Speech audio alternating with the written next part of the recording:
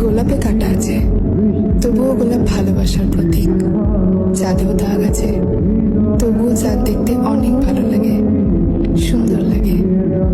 ইলিশে অন্যান্য মাছের তুলনায় একটু বেশি কাটা, তবুও ইলিশ সবচেয়ে সুস্বাদু মাছ। প্রত্যেকটা সুন্দর জিনিসেই কিছু না কিছু খুঁত আছে।